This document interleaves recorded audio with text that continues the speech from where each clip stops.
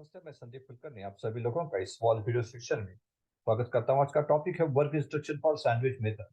जब भी आप सैंडविच मेथड बनाते हैं डक्टाइल आयन में, तो वो किस तरह से उसका ऑपरेशन करना चाहिए, किस तरह से उसे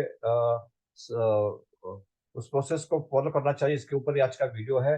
वर्क इंस्ट्रक्शन है जिसे आप फॉलो कर सकते हैं। आप आपके ऑपरेटर्स को, अपने सुपरवाइजर्स को इसके बारे में ट्रेनिंग दे सकते हैं, ताकि वो भी इस प्रोसेस को, इस मेथड को सही तरीके से फॉलो करे, 100% उसको फॉलो करे और उसके बेहतर नतीजे आपको मिल जाए। सबसे पहले तो चेक ट्रीटमेंट लैडल कंडीशन। सबसे पहले तो आपको ट्रीटमेंट लैडल की कंडीशन देखनी है। जो भी ट्रीटमेंट लैडल आप इस्तेमाल कर रहे हैं, वो क्या वो स्लैक फ्री है, रेड हॉट है, वो आपको वेरीफाई करना है।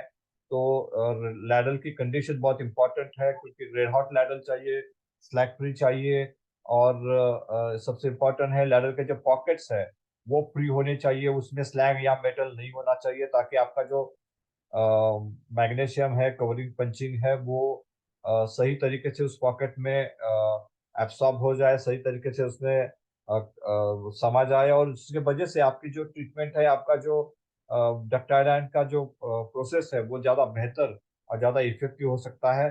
तो ये लैडल की कंडीशन, पॉकेट की कंडीशन इंश्योर करने के बाद आपको इंश्योर करना है कि क्या आपके पास जो प्री वेट मैग्नीशियम अलॉय और कवरिंग पंचिंग है, इनोकुलेशन है, वो फर्नेस डेक पे अवेलेबल है, आपने सही तरीके से वजन करके रखा है, वो आपको वेरीफाई करना है। साथ ही में आप मैग्नीशियम अलॉय का साइज भी वेरीफाई कर सकते हैं, कवरिंग पंचिंग की क्वालिटी वेरीफाई कर सकते हैं, इनोकुलेशन जो वेट किया है, जो वो आपको वेरीफाई कर सकते हैं।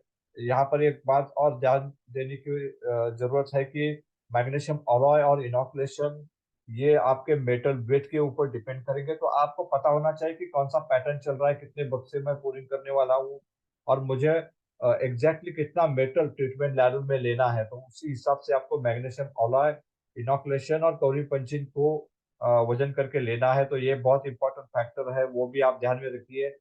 सबसे पहले तो आपको कवरिंग पंचिंग डालना है ट्रीटमेंट लैडल के अंदर पॉकेट में। तो ये बहुत इंपॉर्टेंट फैक्टर है कि शुरू में आपको कवरिंग पंचिंग डालना है, ताकि जो रेड हॉट लैडल है वो सीधा मैग्नीशियम के संपर्क में ना आए।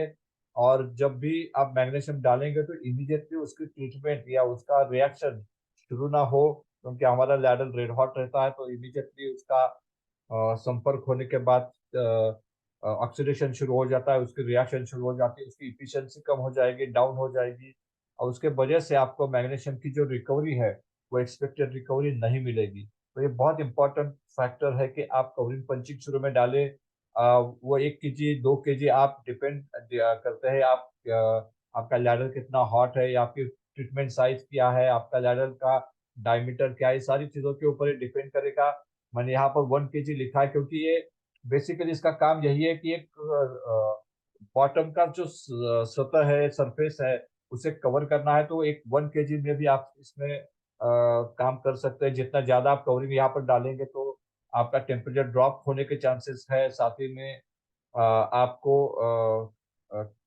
जो मेटल आप लेंगे वो बढ़ेगा, उसके साथ में टेम्परेचर ड्रॉप भी हो सकता है, बिकॉज कवरिंग पंचिंग को मेल्ट होने में कुछ टेम्परेचर ज्यादा लगेगा। तो उसके वजह से जितना आप कम डाल सकते हैं कवरिंग पंचिंग यहाँ पर, उतना अच्छा है।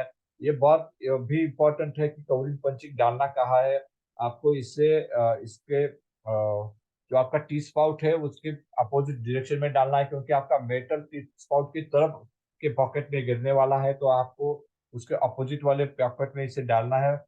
उसके बाद आपको उसके ऊपर मैग्नीशियम ऑलाइड डालना है।